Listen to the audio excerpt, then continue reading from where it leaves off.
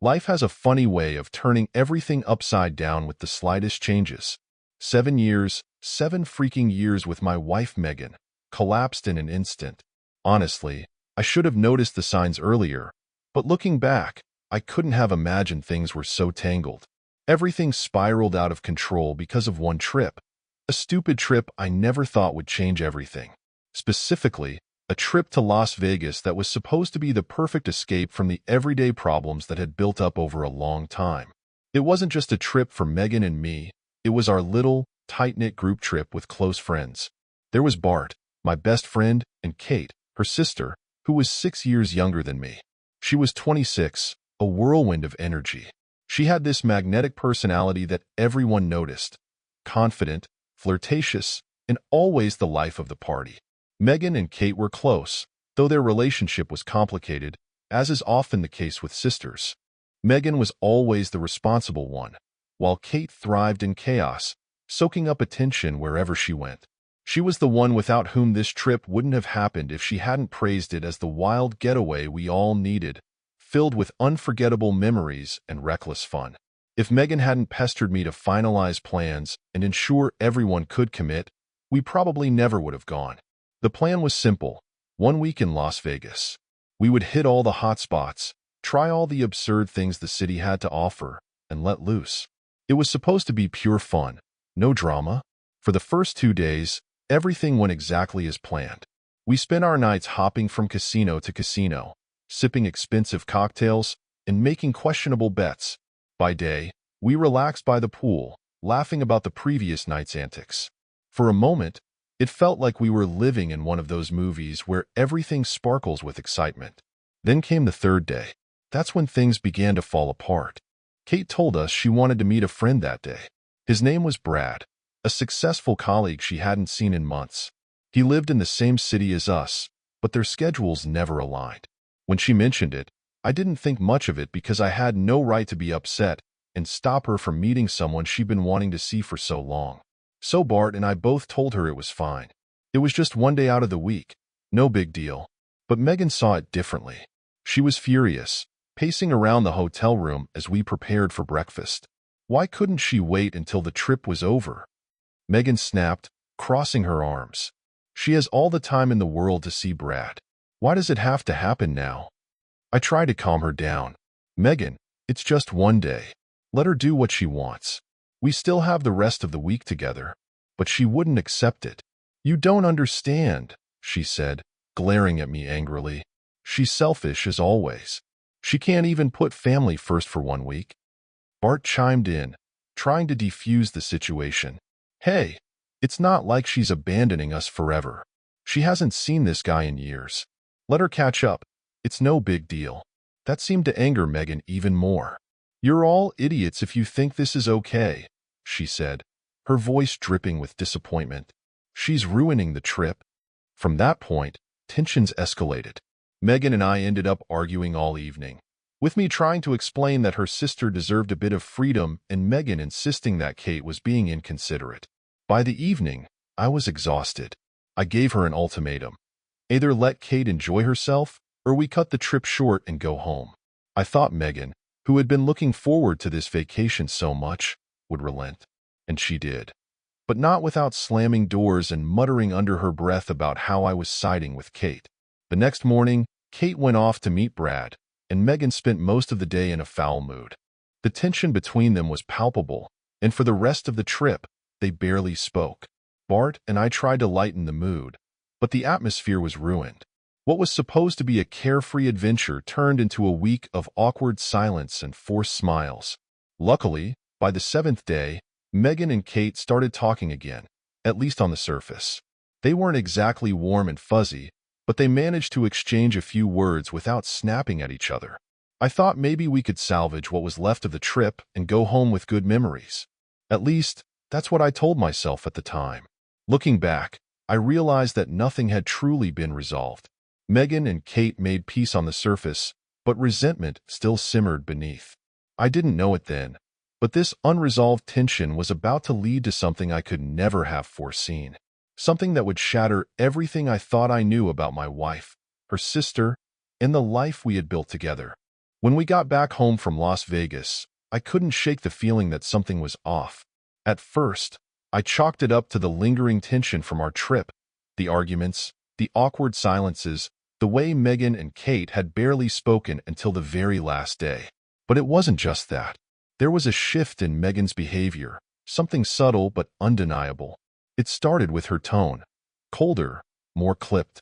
Her answers to even the simplest questions felt like they were designed to shut me down. "Where are you off to tonight?" I'd ask as she got ready to head out. "Just a thing with some friends," she'd say, barely glancing at me before grabbing her purse and walking out the door. The hen parties were a new development.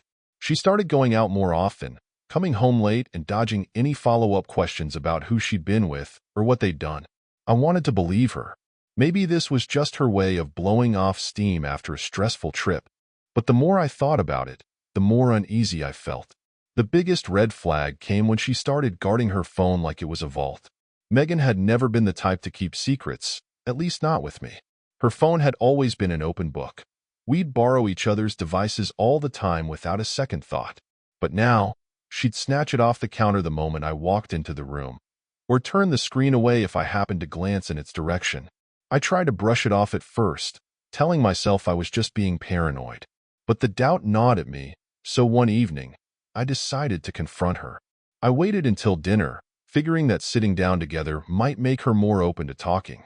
"Hey, Megan," I started casually as we ate. "I've been meaning to ask you something." She didn't look up from her plate. "I've just been feeling like something's different between us lately," I said, keeping my tone as neutral as possible. "Like there's this distance. I just wanted to check if everything's okay." She finally looked up, her expression unreadable. "What do you mean?" she asked. "I mean, you've been colder, distant. You've been going out a lot, and you're always on your phone, but I don't even know who you're talking to anymore," I said, trying to keep the frustration out of my voice. "I'm worried, Megan. I feel like something's wrong." For a moment, she just stared at me, her fork frozen halfway to her mouth. Then she set it down and let out a small sigh. "Ryan, nothing's wrong," she said, her tone dismissive. "If I've been distant, it's just because I'm still pissed about how the vacation went. I'm compensating, okay? Trying to enjoy myself after how crappy the trip was." Compensation. Of course I'll believe it. Does she take me for a fool? I thought. I didn't believe her. Not for a second. But I didn't let it show. "All right," I said, nodding. "If you say so." Inside, though, my mind was racing. Compensation? What kind of compensation involves hiding your phone and dodging your husband's questions? Still, I decided to play it cool, pretending to accept her explanation while keeping my suspicions to myself. Over the next 2 weeks, I watched her like a hawk. I checked her phone whenever I got the chance. Not that there were many opportunities, and even installed a tracker app on it to monitor her location. I scoured her accounts, her emails, even her credit card statements, looking for anything that might confirm my fears. But nothing came up. Not a single thing. Every trace of her life seemed perfectly normal, perfectly innocent. I started to feel like I was losing it. Maybe I was just imagining things, blowing her behavior out of proportion because of my own insecurities. By the end of the second week, I was almost ready to drop the whole thing. But then, one morning, I got a call that changed everything. It was Kate. Her voice was tense, almost panicked, as she said, "Ryan, I need to talk to you. It's about Megan." My stomach dropped. "What about Megan?" I asked, my voice tight. "She's cheating on you," Kate said, the words rushing out of her like she couldn't say them fast enough. I just found out. For a moment, I couldn't speak. The room felt like it was tilting around me. What are you talking about?" I finally managed. "I'll explain," Kate said, her tone urgent. "This morning, I was supposed to drop off some papers for Brad. You remember Brad, the guy I met up with in Vegas? Anyway, when I called him, he said he couldn't meet because he was going on a date with this amazing woman. At first, I didn't think much of it, because that's his style, and besides, it was important that Brad saw those papers. So I looked at his story on Instagram that he posted literally 37 minutes ago in this restaurant and came here." She paused, and I could hear her take a shaky breath on the other end of the line. "Ryan, the woman he's with, it's Megan." I saw them together. For reference, for those who have a lot of questions, Brad didn't know about my wife's existence in principle. Kate simply didn't tell him about Megan, and they're not that close to talk about such things. My chest tightened. You're sure? I asked, barely able to get the words out. Yes, I'm sure, Kate said, her voice rising. I went to the cafe where they were. I saw them sitting together, laughing, holding hands. I didn't want to make a scene, so I left. But I'm telling you, it was her. I squeezed my eyes shut, my mind racing. Do you have proof? I asked, desperation creeping into my voice. Photos, anything? Hang on, Kate said. I'll send you something. A minute later, my phone buzzed with a message. I opened it, my hands trembling, and there it was. A photo of Megan and Brad sitting at a cafe, their heads close together, her hand resting on his arm.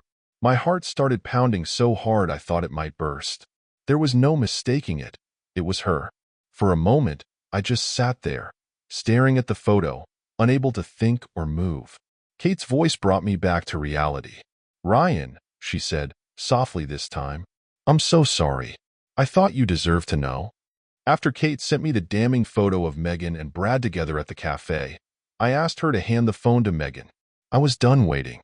I needed answers, and I wasn't about to keep going in circles. But Kate refused. She doesn't deserve to explain herself right now, Kate said firmly, her voice simmering with anger. Before I could respond, she threw a jacket at Megan, who stood frozen in disbelief, and stormed out of the cafe.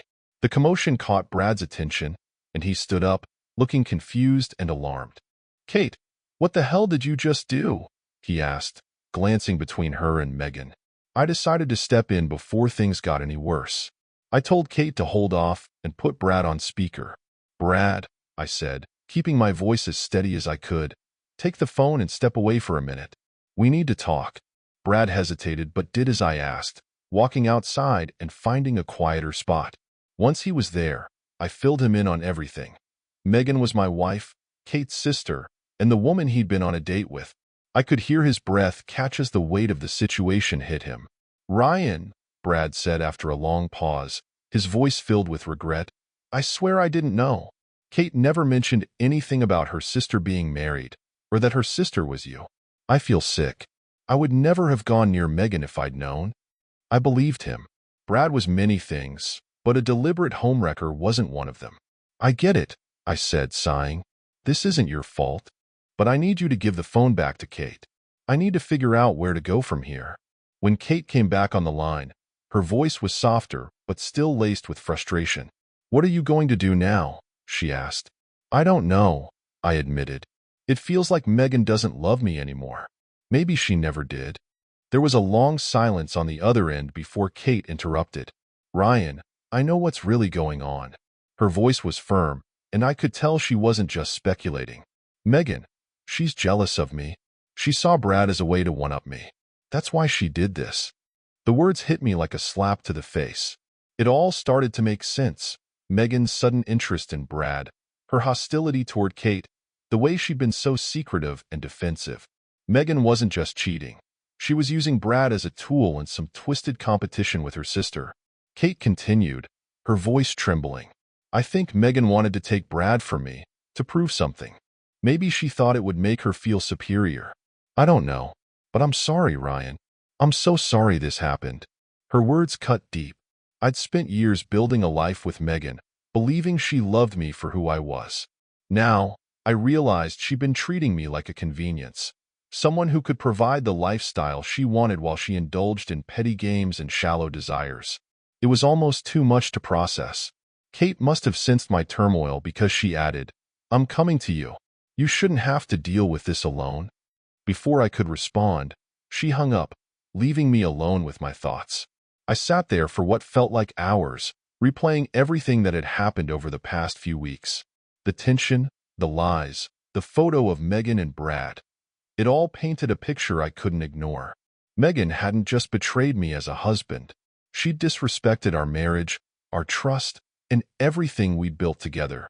When Kate arrived, she found me sitting on the couch, staring at the photo on my phone. She sat down next to me, placing a hand on my shoulder. Ryan, she said gently. You didn't deserve this. None of it. Megan's actions have nothing to do with you, and everything to do with her own insecurities. I nodded, though her words did little to ease the pain. I just don't understand how she could do this, I said quietly. If she was unhappy, why not just tell me? Why drag us both through this mess? Kate sighed, shaking her head. Because Megan doesn't think like that. She's always been the type to act first and deal with the consequences later. And when it comes to me, she's always been competitive. I don't know why, but she's always felt like she had to prove something. I looked at her, searching her face for answers. So what do I do now? Kate hesitated, then said, You need to decide what's best for you. Whether that means trying to fix things with Megan or walking away, that's up to you. But whatever you choose, don't let her make you feel like this is your fault. It's not. Her words stayed with me long after she left that night. I didn't have all the answers yet, but one thing was clear. My relationship with Megan would never be the same. Whether we stayed together or went our separate ways, the foundation of trust and love we built over the past 7 years had been shattered. And as much as it hurt, I knew I had to start thinking about what was best for me, because Megan clearly hadn't. After 2 hours of sitting in silence, replaying every word from my conversation with Kate, my doorbell rang. I opened it to find her standing there, holding a bottle of whiskey in one hand and a pack of cigarettes in the other. I wasn't much of a smoker, maybe the occasional one during high-stress moments, but tonight, it felt like I had every reason to indulge. Kate gave me a weak smile and said, I figured we both could use a drink or 10. I nodded and let her in. We sat in the living room, the whiskey between us, pouring glass after glass. At first, we talked about everything but the elephant in the room. But as the alcohol took hold, the conversation inevitably shifted to Megan and what she'd done. Kate was furious. She always has to take what's mine, she said, her words slurring slightly. It's like some twisted competition in her head. I've liked Brad for months, Ryan, and I didn't know how to approach him. I was afraid he'd blow me off or think I wasn't good enough. And then she just swoops in and, her voice cracked, and she stared at the glass in her hands. She didn't even want him. She just wanted to win. I nodded, my anger bubbling up again. I get it, I said. She didn't care about what this would do to us. To you. It was all about her ego. For a moment, we sat in silence, the tension thick enough to cut with a knife. Then Kate looked up at me, her eyes glossy but intense. You know what? She said, her voice quieter now. Let that fool pay for what she's done. Before I could respond, she leaned over and kissed me. I froze, my mind racing, but I didn't pull away. Her lips were soft, her touch electric, and for a moment, the anger in me flared into something else. Something darker, hotter. I pulled back, staring at her in shock. Kate, I started, but she shook her head. No, she said, her voice firm. Don't say anything. She doesn't deserve you. She doesn't deserve me as a sister. Let her see what it feels like to lose. Her words, combined with the alcohol and the swirling emotions, pushed me over the edge. Without thinking, I pulled her onto my lap, my hands gripping her waist as I kissed her back, deeply, passionately, like it was the last kiss I'd ever give. It was reckless, messy, and wrong, but in that moment, it felt like the perfect revenge. For the next 2 hours, we let our anger and hurt consume us, losing ourselves in each other until we finally fell asleep, tangled in the sheets. The next morning, I woke to the sound of Megan's voice, shrieking, to be exact. My eyes snapped open to find her standing at the foot of the bed, her face twisted in rage. What the hell is this? She screamed, waking Kate, who stretched lazily beside me like it was any other morning. Kate yawned, completely unbothered, and said, Oh, hey, sis. You're up early. By the way, your husband? He's amazing. She gave me a sly grin, and I couldn't help but feel a twinge of satisfaction at Megan's reaction. Megan, however, was seething. She lunged toward the bed, trying to grab Kate, but I stopped her, standing between them. Enough, I said firmly. We're done, Megan. I'm filing for divorce tomorrow. You have no right to throw a tantrum in my house after everything you've done. She looked at me, her face pale with fury. "You're disgusting," she spat. "You think this is going to hurt me? Fine. God be with you." She turned on her heel and stormed out of the room. 10 minutes later, I heard the door slam, and she was gone. The silence that followed was deafening, and Kate and I just sat there, not saying anything. The reality of what we'd done was starting to sink in, and it left me feeling strange. Not regretful, exactly, but not proud, either. "We should get dressed," Kate finally said, breaking the silence. I nodded, and we went about the morning as if nothing had happened. A week has passed since that morning, and my divorce from Megan is officially in progress. As for Kate, well, it's complicated. We've spent more time together, talking about everything that's happened, and I can't deny there's something between us.